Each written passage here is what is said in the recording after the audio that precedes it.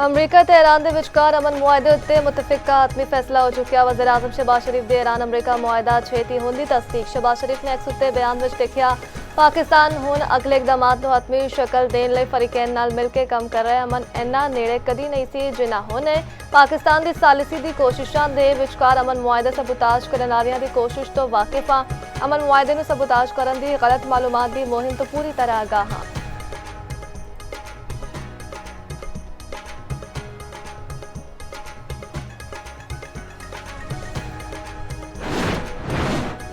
मुफाहमती याददाश्त उत्ते दस्तखत नहीं हुए, तब्दीली मुमकिन है। मुआहदे दे 14 नकात होंगे। ईरानी वज़ीर ख़ारजा अब्बास अराग़ची कहंदे ने सुप्रीम कौंसल विच मतन उत्ते इख्तिलाफ है, हतमी फैसला इज्तिमाई होवेगा।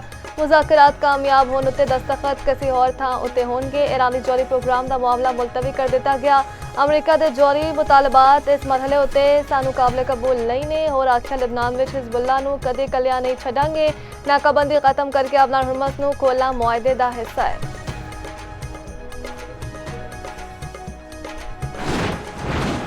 मुआहदे की तफसीलात ईरानी मीडिया विच सामने आने उत्ते अमरीकी सदर नाराज आख्या, लीक कीतियां गईयां शर्तां दा तय पान आलियां शर्तां नाल कोई ताल्लुक नहीं। ट्रंप दी इसराइली न्यूज़ चैनल नाल गलबात आख्या, ईरानी वज़ीर ख़ारजा दियां शर्तां दे लीक होने तो मुतालिक पोस्ट चंगा इकदाम से ईरान ने गलत मालूमात फैलाने उत्ते खुफिया तौर पर माफ़ी मंग लीती। ईरान दे नाल मुआहदे उत्ते दस्तखत हफ्ते दे आखिर विच या पीर नूं हो सकदे ने। नायब अमरीकी सदर जेडी वेंस ने आख्या, सिर्फ मुलाकात या डील उत्ते दस्तखत करन ते ईरान मुंजमद फंड बहाल नहीं होंगे। मुजवज़ा मुआहदे के तहत ईरान नूं जिम्मेदारियां पूरी करन उत्ते मुआशी फवायद हासिल होंगे।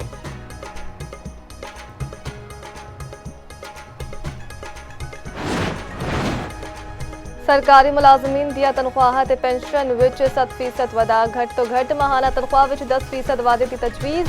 वज़ीर खजाना मोहम्मद औरंगजेब ने बजट 2026-27 पेश कर दिता। वफाकी बजट का हजम 18,000 अरब तो वध है। जायदाद की खरीदो फरोख विच आवाम नूं रिलीफ, प्रॉपर्टी की मुंतकली उत्ते टैक्स विच कमी का ऐलान। जायदाद मुंतकली उत्ते विद होल्डिंग टैक्स विच कमी की तजवीज़। फाइलर लई जायदाद खरीदारी उत्ते विद होल्डिंग टैक्स 2.5% तो घट करके 1.25% करन दी तजवीज़। नॉन फाइलर्स की फरोख्त उत्ते टैक्स 5.5% तो घट करके 2.75% मुख्तस। बैरून मुल्क तो ऑनलाइन खरीदारी उत्ते विद होल्डिंग टैक्स की शरह विच भी कमी। इलैक्ट्रिक गड्डियां, बच्चियां दा दूध, ऑयल ते घ्यू महंगा। मिठाइयां, पास्ता, ज़राई दवाइयां, क्रॉकरी उत्ते टैक्स लगेगा। सारिया किस्मां दे जूते सेल्स टैक्स ते दायरेकार विच शामिल। Bathroom fitting, sanitary ware, washroom दे लवाजमात उत्ते टैक्स आयद। बैग, हैंडबैग, सूटकेस ते दूजा सफरी सामान भी महंगा होवेगा। इलैक्ट्रॉनिक सिगरेट्स ते लिक्विडाइज उत्ते ड्यूटी वधाण दी तजवीज़।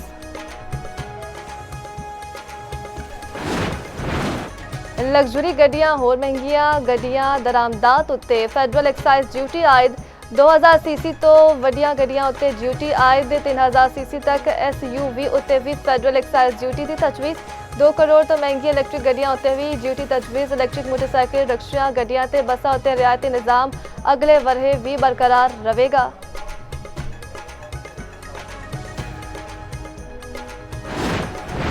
बजट विच 1,83,333 रुपए तो तनख्वाहदार तबके लई रिलीफ। तनख्वाहदार तबके उत्ते आय सरचार्ज खत्म करन दा फैसला। आमदनी दे 4 स्लैब दे तहत तनख्वाहदार तबके नूं रिलीफ ते तजवीज़। 22 तो 32 लख सालाना कमान वालियां लई टैक्स शरह 23 तो घट करके 20% करन दी तजवीज़। सालाना 25 तो 30 लख कमान वालियां ते टैक्स की शरह 23% तो घट करके 20% करन दी तजवीज़। 41 तो 56 लाख रुपए आमदन वालियां लई टैक्स शरह 35 तो घट करके 29% करन दी तजवीज़। 56 तो 70 लाख सालाना तनख्वाह उत्ते इनकम टैक्स 32% करन दी तजवीज़। दफाई अखराजात लई 3000 अरब रुपए मुख्तस करन दी तजवीज़। दफाई बजट विच मुलाजमीन तो मुतालिक अखराजात नूं 967 अरब 54,000 करोड़ रुपए, अमली अखराजात 743 अरब 46 करोड़ रुपए मुख्तस। मादी असासिया दी मद विच 925 अरब 83 करोड़ रुपए मुख्तस। मुसल्लह फाजी ऑपरेशनल इस्तेदाद ते जदीद दिफाई सलाहियतां नूं मज़ीद मजबूत बनाना मकसद।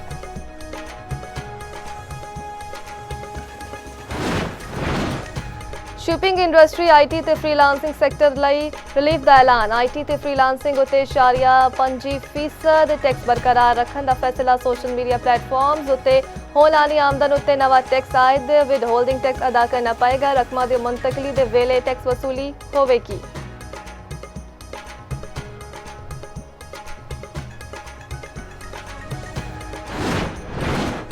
पेट्रोल 4 डीजल 2 रुपए फी लीटर सस्ता। नोटिफिकेशन जारी। पेट्रोल की कीमत में 4 रुपए फी लीटर कमी का ऐलान। डीजल की फी लीटर कीमत में 2 रुपए की कमी।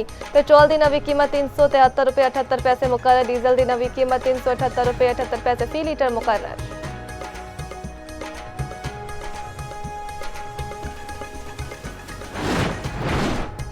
वज़ीर आज़म शहबाज शरीफ की पीपल्स पार्टी ने गिलगित बल्तिस्तान में हुकूमत बनाने की दावत। आख्या पीपल्स पार्टी गिलगित बल्तिस्तान में अक्सरियती जमात बन के सामने आई है। नून लीग ने गिलगित बल्तिस्तान असैम्बली में ओपोजिशन में बैठने का फैसला किया। साडे मुंतखब अरकान पीपल्स पार्टी को हुकूमत बनाने वोट देंगे। दूजे पासे बिलावल भुट्टो का गिलगित बल्तिस्तान हुकूमत साजी उत्ते वज़ीर आज़म के बयान का खैर मकदम। कहते ने पीपल्स पार्टी की अक्सरियत को तस्लीम करना जमहूरी रवायत है।